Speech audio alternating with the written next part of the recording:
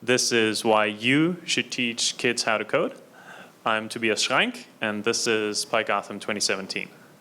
Now, this talk is all about you, but because I'm a millennial, I'll first talk about myself. And I'm Toby. I work at NYU as a computational biologist. I've been using Python for about 2 years. It's my first programming language.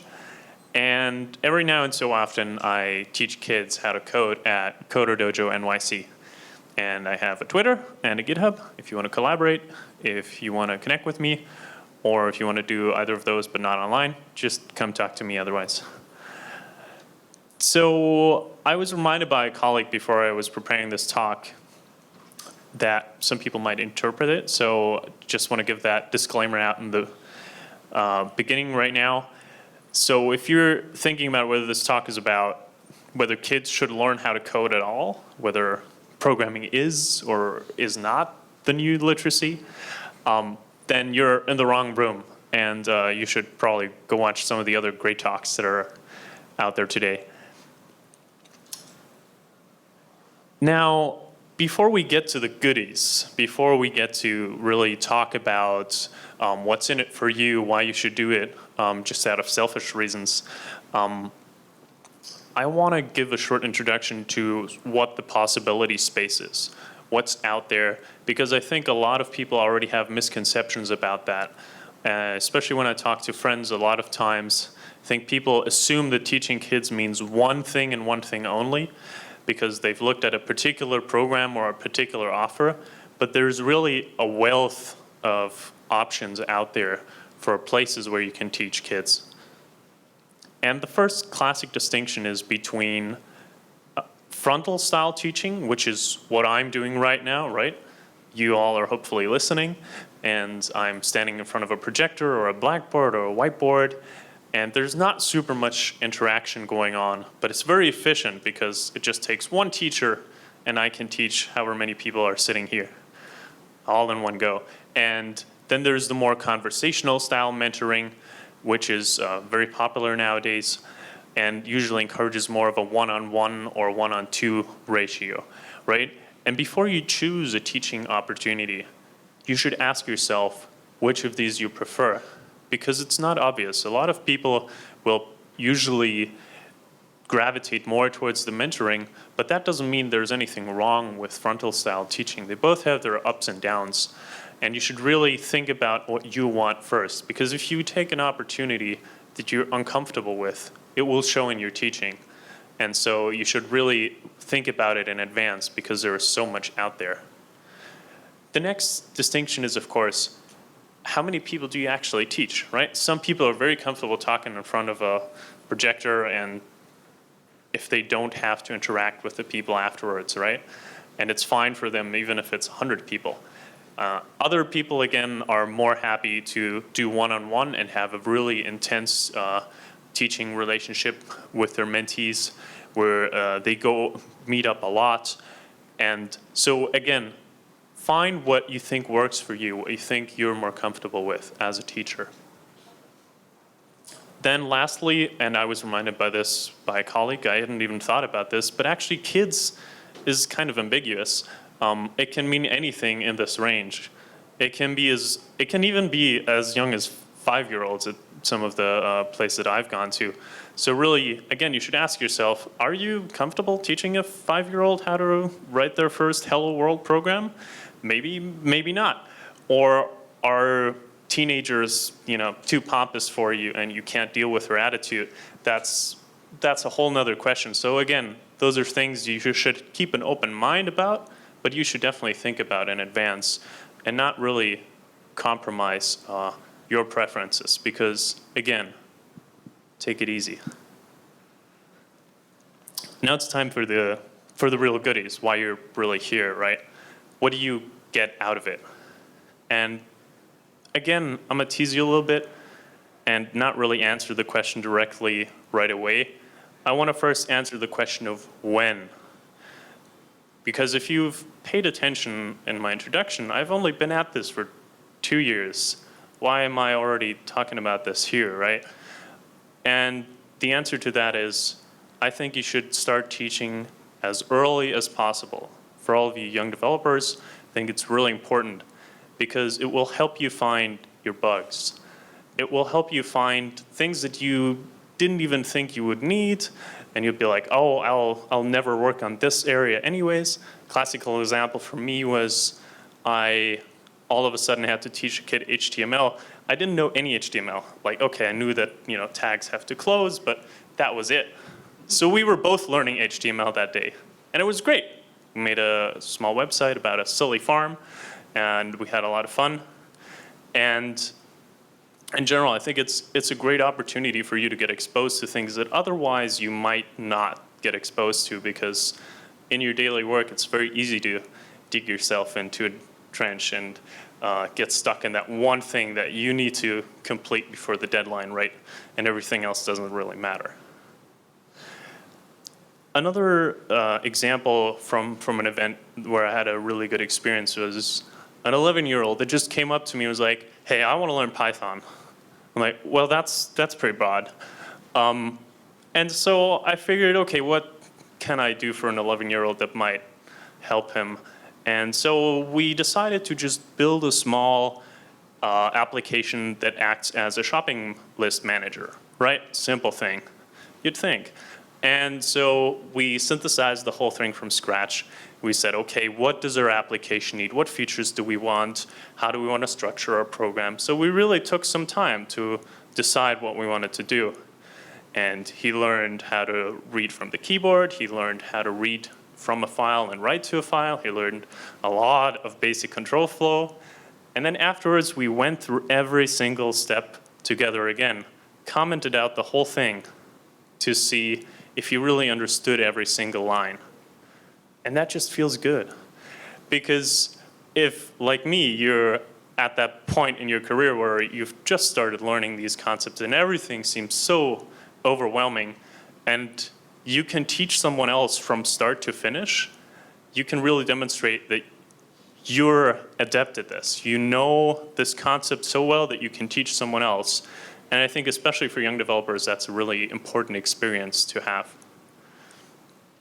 The next thing might be less obvious, and I think it's really well described in a blog post by Jesse Davis that I really recommend reading about mentoring in general.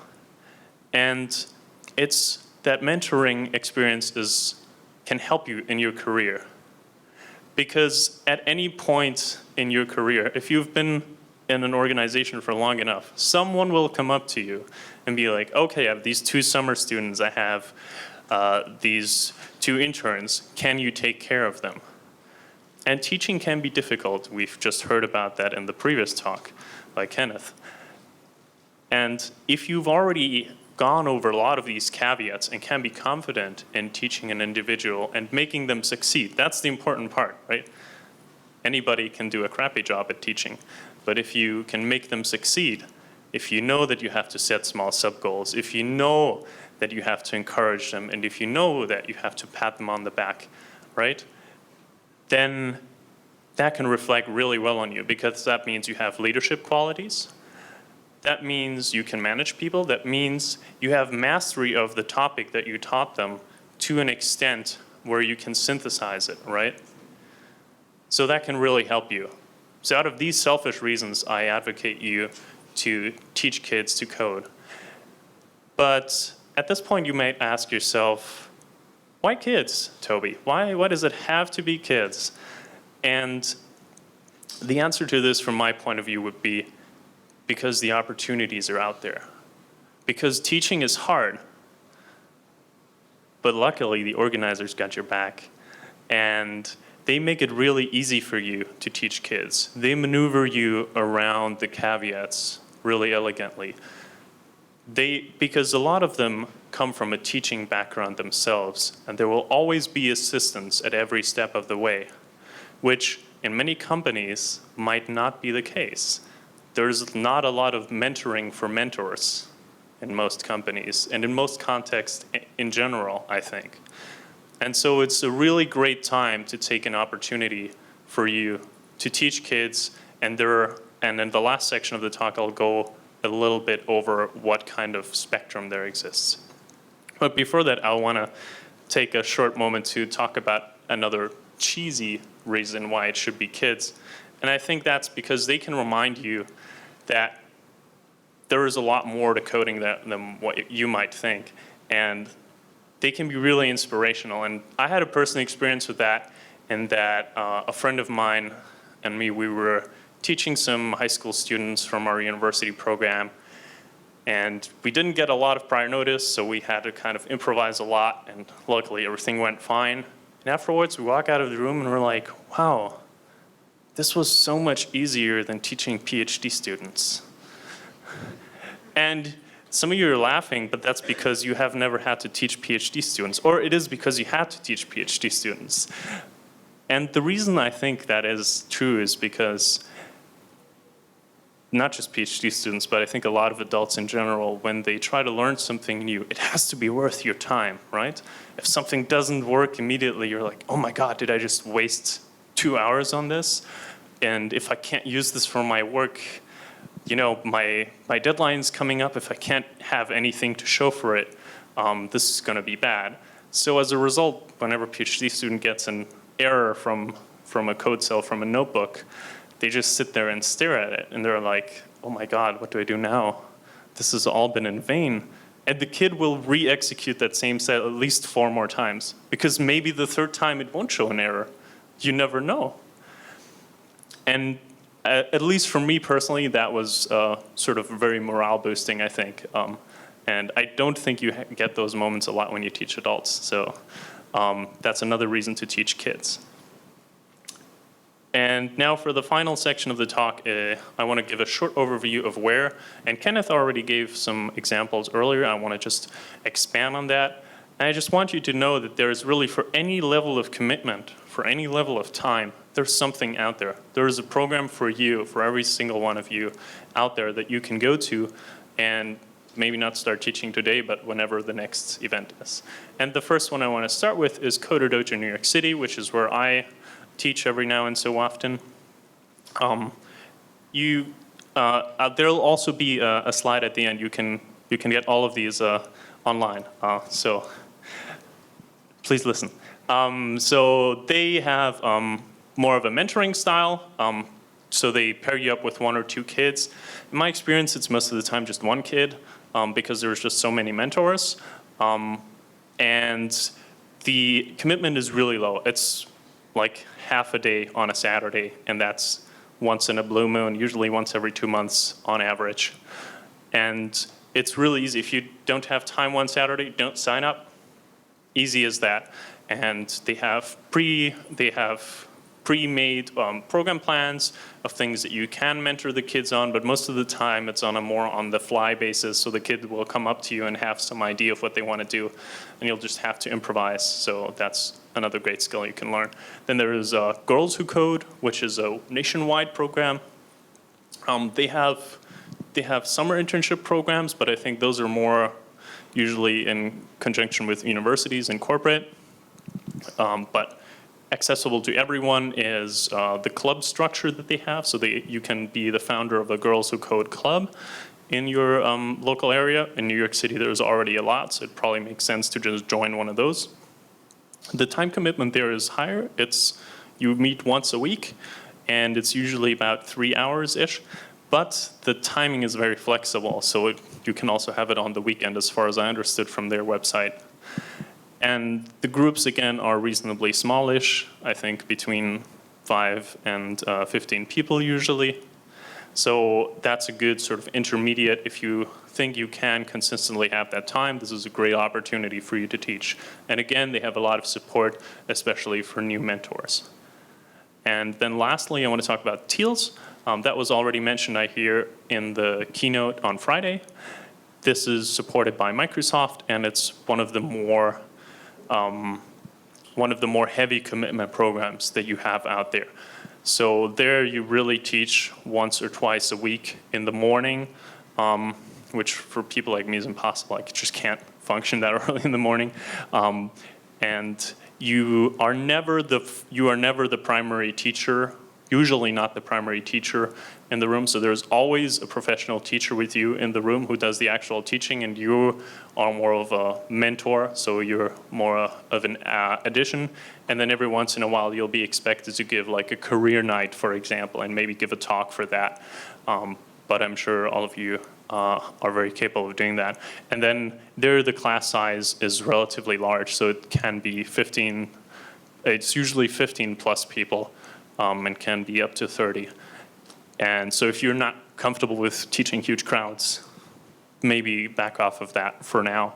But I think this is a really great and also very well credited opportunity that's out there. And that was my talk. Thank you very much.